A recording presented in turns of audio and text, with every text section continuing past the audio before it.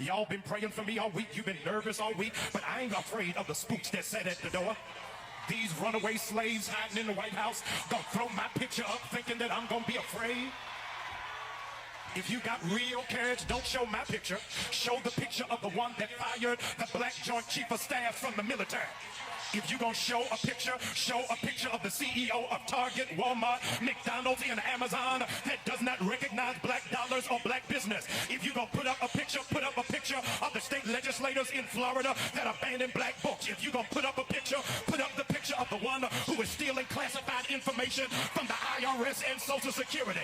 If you gonna put up a picture of those that don't want your mama to pay $35 for insulin and your child to pay $35 for inhaler. If you gonna put up a picture of those that are jailing children and separating families. I ain't ever scared. In case you forgot, I'm from the west side of Baltimore. If you got a problem, pull up on me.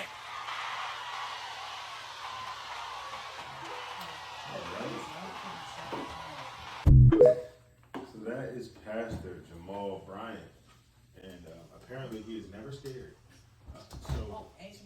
Yes, apparently the really rough part of Baltimore. But Westmore assures us that Baltimore is all cleaned up now. So wherever he was from, it's nice and safe now. So let's celebrate that.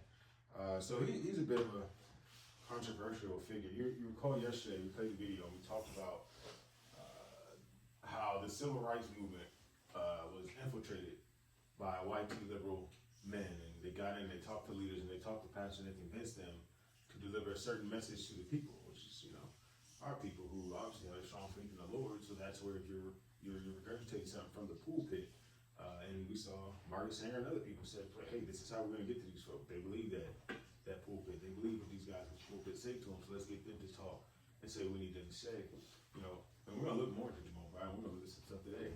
But what I will say is, for me personally, when I'm watching that, I feel like I probably played you a clip from CNN, MSNBC, one of these, left-leaning news network coverages, right, where the liberal YT man is at running. It would sound no different than that BK pastor in front of his congregation just now.